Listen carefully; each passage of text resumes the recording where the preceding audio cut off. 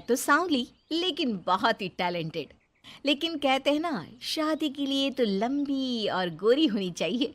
शिल्पा, ये रिश्ता भी हाथ से गया। अरे कितनी बार कहा वो गोरी होने वाली क्रीम लगाया कर, लेकिन नहीं, किताब से सर खपाने से फुर्सत मिले तब ना। तू ही क्यों नहीं इसके लिए उपटन तैयार कर देती? शर्मा जी की बेटी का कम रेट में कितना अच्छा रिश्ता हुआ है। इसकी तो उम्र के साथ ही लड़के वालों की डिमांड भी बढ़ी जा रही है। शिल्पा को ये बातें अब बुरी नहीं लगती थी। लगे भी क्यों, बचपन से सुन जो रही थी वो ये सब कुछ। उसके लिए ये तो मात्र एक कान से सुनना और दूसरे कान से निकाल देने वाली बात थी। फिर एक रोज, पापा पापा मेरी नौकरी लग गई है। वाह, अच्छा। कहाँ बेटा? न्यूज़ चैनल में पापा, खबरों को लिखना होगा। हाँ, वैसे भी तेरे जैसी सांवली शक्ल की लड़की को कौन पर्दे पर आने देगा, क्यों? चल, 4 पैसे कमाने लायक हुई है तो लड़के वालों को बोल देंगे कि कमाती भी है। फिर शायद कोई कर ले शादी। हाँ सही कह रहे हैं। वैसे बेटा कल शाम को एक लड़का और आने वाला है, उसे भी देख लेना। शिल्पा को इस बार गुस्सा आ जाता है। अच्छे न्यूज़ चैनल में नौकरी लगने की खुशी भी माँ पापा के चेहरे पर नहीं दिखती। अगले रोज ऑफिस से शिल्पा घर आती है तो सामने बैठा होता है हिमांशु। हिमांशु शिल्पा को देखता है तो पहली नज़र में तो वो उसे पसंद नहीं आती, लेकिन फिर भी फॉर्मेलिटी तो करनी थी। हाँ, ओके, तो क्या शौक है तुम्हारे और खाने में क्या क्या बना लेती हो? मुझे पढ़ने लिखने का शौक है, खाना बनाना नहीं आता, बिल्कुल भी नहीं आता। पर फिर भी क्योंकि ये रिवाज है कि बहू को खाना बनाना होता है तो थोड़ा बहुत बना लूँगी, लेकिन उतना ही वक्त किचन को दे पाऊँगी जितने में मेरा काम, मेरी नौकरी सफ़र ना हो। बाकी भूख तो तुमको भी लगती होगी, तो खाना बनाने की जिम्मेदारी दोनों की ही होगी, है ना? शिल्पा बोले जा रही थी, बोले जा रही थी। अब तक जिन लड़कियों से हिमांशु मिला था, शिल्पा उन सब से अलग थी। वो ऐसी ही तो लड़की चाहता था। शिल्पा से बात करने के बाद, ठीक है, फिर शादी 2 महीने बाद करेंगे। वो क्या है ना, खाना बनाना भी तो सीखना होगा ना। मुझे मंजूर है। शिल्पा को भी हिमांशु अच्छा लगने लगता है। दोनों की शादी हो जाती है, लेकिन शादी के बाद से ही हिमांशु का परिवार शिल्पा के रंग को लेकर कई बातें बनाता। क्या बात है हिमांशु, क्या कमी हो गई थी जो ऐसी काली सी बहू ले आया? काली काली तो नहीं है। हाँ, मेरी शिल्पा का रंग हल्का सांवला है।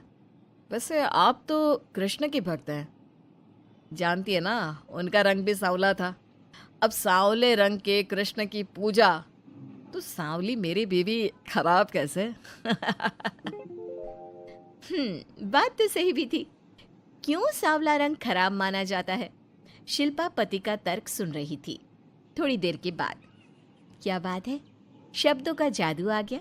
क्या तर्क दिया आपने सांवले रंग के समर्थन में?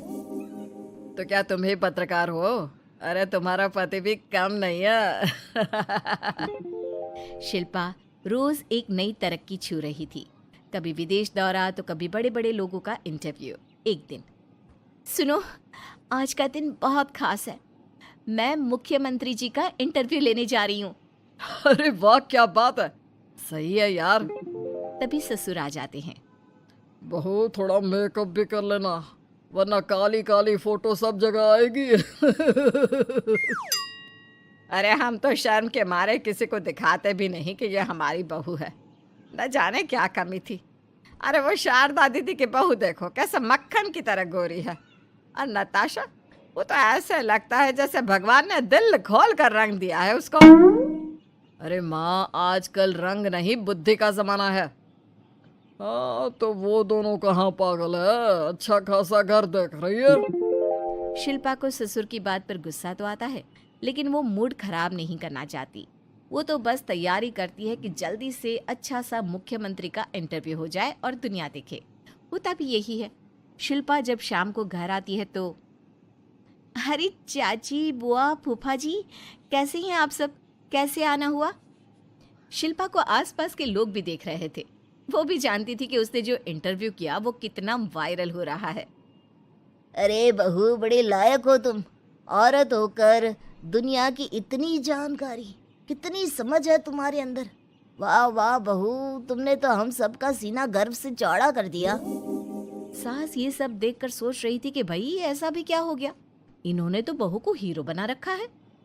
मैंने तो शिल्पा को उसी दिन समझ लिया था जब पहली बार मिला था। मैं तो जान गया था कि ये लड़की अलग है। कितनी प्यारी आवाज़ है इसकी और समझ भी लाजवाब। तभी बुआ सास बोल पड़ती है, और एक हमारी बहू है, सारा दिन टिकली बिंदी पर ही लगी रहती है। अरे दीदी, न जाने कौन कौन सी क्रीम लगाती है, अब तो चेहरे पर फोड़े भी निकल गए। कितनी बार कहा कुछ पढ़ाई आगे करके दुनिया में नाम कमाओ, लेकिन नहीं, बस सारा दिन शीशे के सामने खड़ी रहेगी। कोई बात नहीं फूफा जी, वो भी किसी की पसंद हो सकती है। हम लोगों का क्या, एक काम अच्छा कर दिया तो पूछ लिए गए, नहीं तो जमाना तो गोरी सूरत की ही तारीफ करता है। क्यों माँ जी? हाँ हाँ, वो क्या है ना, मैं ज़रा पानी लेकर आती हूँ, तू बैठ बहू। हाँ हाँ बहू, तू तो बैठ। वो क्या है ना, आज तो तुझसे बहुत सारी बातें करनी है। ये बता, कैसे दिखते हैं मुख्यमंत्री जी सामने से? जैसे टीवी में दिखते हैं वैसे ही दिखते हैं क्या? आए दिन लोग शिल्पा से मिलने आते, उसे अपने स्कूल या दूसरी जगह पर चीफ गेस्ट बनाते। ये सब देखकर पति तो खुश होता, लेकिन सुंदर बहू का सपना सास की आंख से उतर ही नहीं रहा था। फिर एक रोज, शिल्पा, पापा कहाँ है? माँ जमीन पर गिरी पड़ी है, वो बेहोश हो गई है। शिल्पा की सास को गंभीर बीमारी हो जाती है और फिर आप लोग अपनी माँ की किसी बात को मना ना करना, उनका दिल कमज़ोर हो चुका है। दिल में कोई बात लगेगी तो उनके हार्ट अटैक आने के चांसेस हैं, तो समझ रहे हैं ना। कुछ दिनों में ठीक होकर सास घर आ जाती है और फिर एक दिन, देख बेटा, मैं मरने से पहले एक सुंदर बहू का चेहरा देखना चाहती हूँ। अरे मैं नहीं चाहती कि तू इस काली कलूटी के साथ रहे, छोड़ दे इसे। अरे कल को तेरे बच्चे भी ऐसे काले पीले पैदा होंगे और फिर हमारा खानदान देखने लायक नहीं होगा। शिल्पा सुन रही थी, वो परेशान हो रही थी। वो सोचती है कि एक बार वो अपने पति से बात करके देखेगी। सुनिए ना, मुझे आपसे बात करनी है। मुझे भी शिल्पा, मैं माँ के बिना नहीं रह पाऊंगा, तुम समझ रही हो ना। शिल्पा को दुख होता है, लेकिन वो क्या करती। वो हिमांशु को तलाक देने का सोच लेती है और फिर शिल्पा, माँ की हालत फिर खराब हो रही है, क्या करूँ? माँ को सबसे बड़े अस्पताल में भर्ती करना होगा। लेकिन वहाँ तो बेड के लिए बड़ी बड़ी सिफारिश करनी पड़ती है। हाय रे, मेरा मन आता है, मैं मर न जाऊं, मुझे बचा ले बहू। शिल्पा को हैरानी होती है कि वो करे तो क्या करे। पर माँ जी, मैं कैसे? बेटा, मुख्यमंत्री जी से बात कर ले, उनसे बड़ी सिफारिश किसकी हो सकती है?